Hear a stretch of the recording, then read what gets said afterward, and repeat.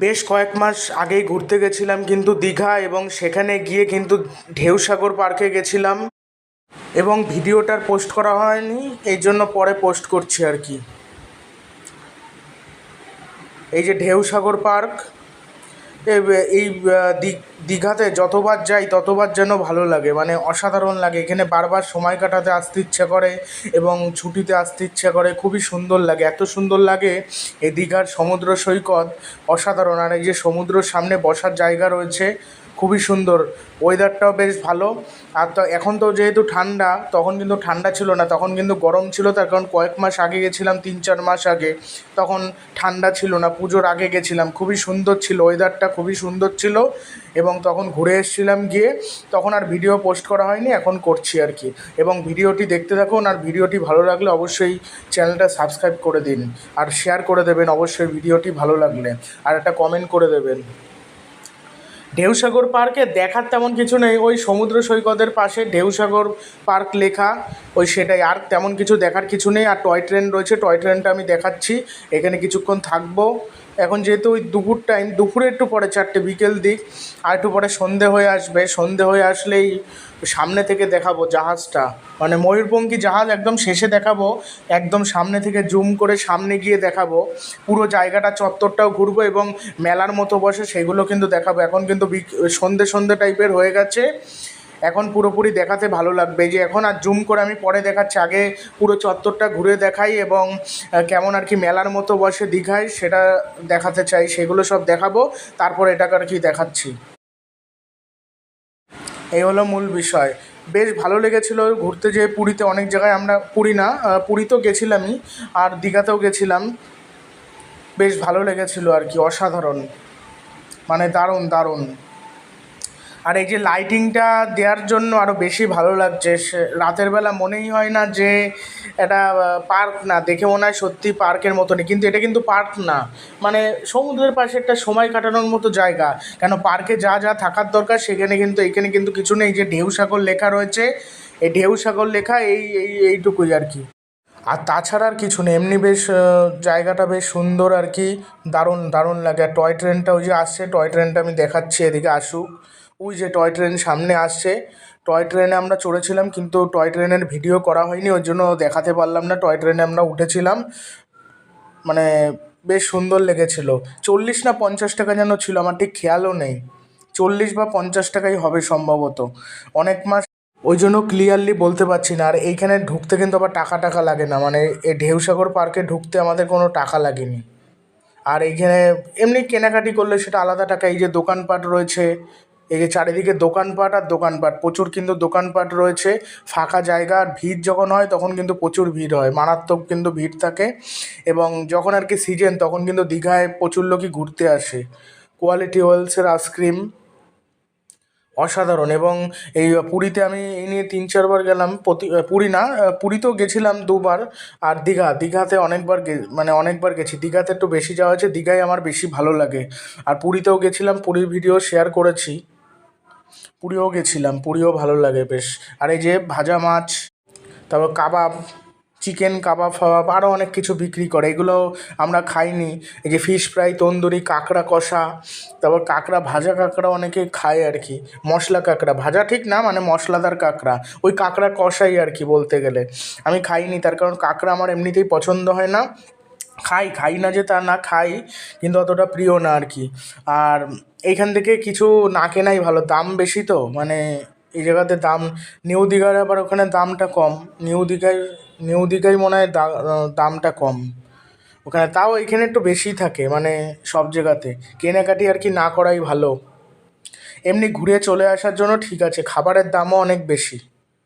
আর এইখানে সব ঝিনুকের জিনিস টিনিস রয়েছে, ঝিনুকের আর কি, মাটির মূর্তি, ঝিনুক দিয়ে, মানে ঠাকুরের মূর্তি, আরও অনেক কিছু কিন্তু রয়েছে। মালা, ঝিনুকের মালা, এখানে মেয়েদের ক্লিপ ফ্লিপ এইসব রয়েছে প্রচুর আর কি। অনেক দোকানপাট বসে, ওই জন্যই বললাম চত্বরটা ঘুরে দেখাচ্ছে। এখানে বেলুন ফাটানোর জায়গা তিন জায়গায় বেলুন ফাটানোর, কিন্তু কোনো লোক নেই।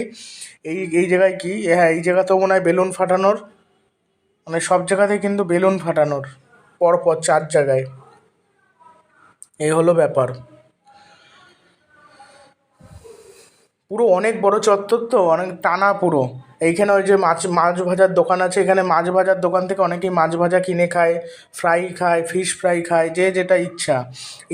স্কুইড আমি এখান থেকে খাইনি, একবার আমি খেয়েছিলাম, বাজে লেগেছে, আর খাই না। মানে স্কুইড ঘৃণা লাগে, কীরকম যেন লাগে, সে আষ্টে আষ্টে টাইপের, কীরকম কচকচ করে, রবার্ট রবার্ট টাইপের, কীরকম ভাল লাগে না স্কুইড, মানে অক্টোপাস। তোমরা কি অক্টোপাস খাও নাকি কমেন্টে জানিয়ে দিও, মানে আমার তো একেবারে ভাল লাগে না। আর এখানে বিভিন্ন হোটেল রয়েছে, হোটেল, রেস্টুরেন্ট, এইগুলো সব রয়েছে এখানে, হাইফাই রেস্টুরেন্ট। আর এই যে সি বিচের এই জায়গাটা এত সুন্দর লাগছে, একদম ঠান্ডা হাওয়া, বসে থাকতে ইচ্ছা করে, অনেকক্ষণ ধরে বসে থাকতে ইচ্ছা করে। আমরা বসেও ছিলাম, অনেকক্ষণ ধরে সময় কাটিয়েছিলাম। তারপর আবার ঘুরছিলাম, দোকানপাট দেখছিলাম, বেশ ভালো লাগছিল আর কি। এই জায়গাটা পুরোপুরি অন্ধকার, এই জায়গায় কোনো লাইট নেই, এই জায়গায় পুরো অন্ধকার অন্ধকার রয়েছে এই চত্বরটা। ওইদিকে আবার আলোকিত, আলো আর আলো, কেন দোকানপাট, এইদিকে কিন্তু দোকানপাট নেই, ওই জন্য কিন্তু অন্ধকার রয়েছে, অন্ধকারের মধ্যে একদম, ওই জন্য ভিডিওটা আর কি ভালো করতে ওই জন্য পারিনি, অন্ধকার অন্ধকার আর কি আসবে।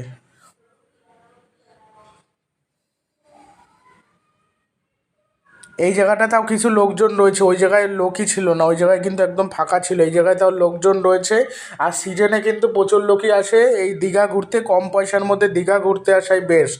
দীঘা প্রচুর লোকই ঘুরতে আসে, অন্য জায়গায় ঘুরতে যেতে আর কি পয়সা লাগে বেশি, এখানে কিন্তু কম টাকায় হয়ে যায়, এই জন্য এই দীঘাই বেস্ট আর কি। আমি মনে করি দীঘাই আর কি সেরা ঘোরার জায়গা, মানে কম টাকার মধ্যে।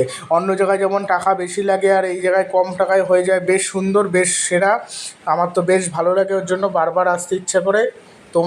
তোমাদের কেমন লাগে সেটাও জানিও। দীঘা ভালো লাগে না পুরী ভালো লাগে? পুরীতে শুধু রয়েছে মন্দির, ওইটাই সেরা, আর কিছু তেমন কিছু সেরা নেই। আর কোণার্কের সূর্য মন্দিরটা ভালো লাগে, গুপ্ত বৃন্দাবনটা ভালো লাগে, এইগুলোই। গুপ্ত বৃন্দাবনের ভিডিও তো শেয়ারও করেছিলাম শর্ট ভিডিওর মাধ্যমে, অসাধারণ লেগেছিলো। আর এই যে লাইটিংটা এখানে বেশ সুন্দর, এইখানেও কিছু লোকজন রয়েছে।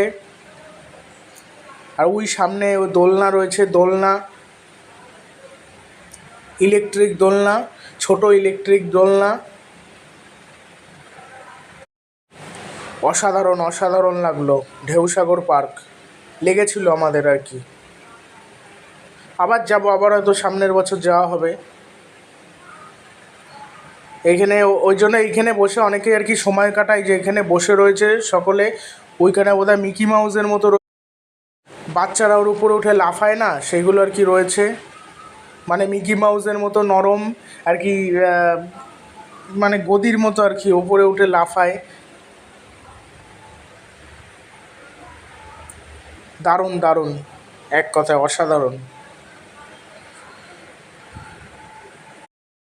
আর এর মধ্যে আবার যেই সব জায়গায় ঘুরতে যাব এখন, যেহেতু শীতকাল, সেগুলো কিন্তু ভিডিওর মাধ্যমে তোমাদের কাছে শেয়ার করব।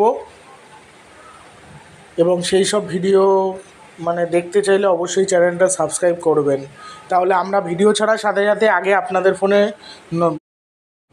এই লাইটিংটা কিন্তু বেশ সুন্দর, অসাধারণ কিন্তু লাইটিংটা, মানে পুজোয় যেরকম লাইটিং করে সেরকমই কিন্তু এই জায়গাটা, ওই জন্য দেখালাম।